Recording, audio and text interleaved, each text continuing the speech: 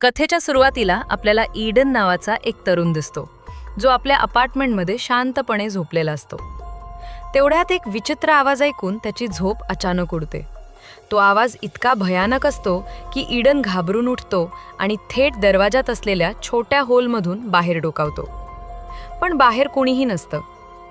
थोडा घाबरलेला Eden TV on करतो, पण टीव्हीवर कोणताही सिग्नल नसतो. फक्त स्क्रीनवर एक एमर्जन्सी वॉर्निंग दिसत असते. ईडन विचारात पडतो, अचानक सिग्नल का गेले आणि ही एमर्जन्सी वॉर्निंग कशासाठी? तेवढ्यात बाहेरून लोकांच्या जोरजोरात किंचाळण्याचे आवाज येऊ लागतात. ईडन घाबरून खिडकीकडे धाव घेतो. तो जसा बॅल्कनीत पोहोचतो तसा त्याचे होश उडतात. बाहेर लोक वेड्यासारखे इकडे तिकडे पळत असतात, जणू काही भयंकर घडणार आहे. तेवढ्यात तो पाहतो की एक हेलिकॉप्टर बाजूच्या इमारतीला धडकून थेट खाली कोसळतं. ईडन हादरून जातो. तेवढ्यात त्याची नजर खाली एका लहान मुलीवर जाते. ती गर्दीत हरवलेली दिसते आणि एकटी उभी असते. ईडन जोरजोरात ओरडतो, त्या मुलीला वाचवा! पण पुढच्याच क्षणी तीच मुलगी आजूबाजूच्या लोकांवर तुटून पडते आणि त्यांना चावू लागते. ते पाहून ईडनला सगळं समजतं. लोक झॉम्बी बनत आहेत. भीतीनं थरथरत ईडन पटकन बॅल्कनीतून आत धाव घेतो. तेवढ्यात एक माणूस जबरदस्तीनं त्याच्या घरात शिरतो. ईडन घाबरतो, कारण त्याला वाटतं की तो सुद्धा झॉम्बी आहे. पण तो माणूस सांगतो, घाबरू नकोस, मी झॉम्बी नाही. तो ईडनचा शेजारी असतो. तो सांगतो की त्याचे सगळे मित्र झॉम्बी झाले आहेत आणि त्यांनी त्याच्यावर हल्ला केला. कसाबसा तो जीव वाचून इथे पोहोचलेला असतो. तो बाथरूम कुठे आहे ते विचारतो. ईडन त्याला रस्ता दाखवतो. पण तो वळतो तेव्हा ईडन त्याच्या मानेवर झॉम्बीनं चावल्याचा निशाण पाहतो. ते पाहून ईडनला कळतं की हा माणूस लवकरच झॉम्बी होणार आहे. स्वतःच्या सुरक्षेसाठी ईडन एक चाकू उचलतो. थोड्या वेळानं शेजारी परत येतो. ईडनच्या हातात चाकू पाहून तो घाबरतो आणि म्हणतो, मी अजून झॉम्बी नाही.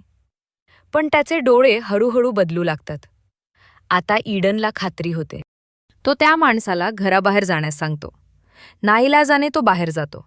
दरवाजातून पाहताना ईडन बघतो की बाहेरचे झॉम्बी त्याच्या शेजाऱ्यावर तुटून पडतात. घाबरून ईडन दरवाजा घट्ट लॉक करतो. थोड्या वेळाने न्यूज रिपोर्ट सुरू होते.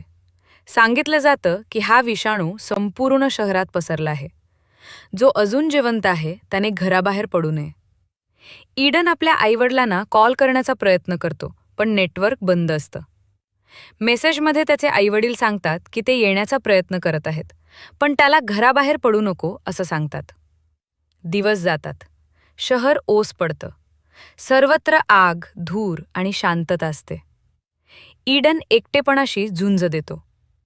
तो घरभर छोटे मोटिवेशनल नोट्स लावतो. आरशावर लिहितो, दिवस 1. आठवडे जातात. पाणी बंद होतं. खाणं संपत जातं आणि एकटेपणा वाढतो. 42 दिवसानंतर ईडन पूर्णपणे तुटून जातो. तो शेवटची व्हिडिओ रेकॉर्डिंग करतो. तो म्हणतो, मी जिवंत राहण्यासाठी सगळं केलं, पण आता मी अजून सहन करू शकत नाही. तो स्वतःचं आयुष्य संपवायचा निर्णय घेतो. पण तेवढ्यात त्याची नजर समोरच्या इमारतीकडे जाते. तिथे त्याला एक जिवंत मुलगी दिसते. ईडन थांबतो. आशा परत येते. नशिबाने दोरी तुटते आणि ईडन वाचतो. त्या मुलीचं नाव असतं इवा. हळूहळू दोघांमध्ये संवाद सुरू होतो. कागद, हातवारे आणि नंतर वॉकी टॉकीद्वारे. धोका अजून संपलेला नसतो. ईडन एका वेड्या म्हाताऱ्याच्या तावडीत सापडतो, जो आपल्या झॉम्बी झालेल्या बायकोसाठी माणसं पकडत असतो. ईडन कसाबसा तिथून सुटतो. इवा अडचणीत सापडते. ईडन तिच्यासाठी झॉम्बींशी लढतो. शेवटी दोघेही जिवंत वाचतात.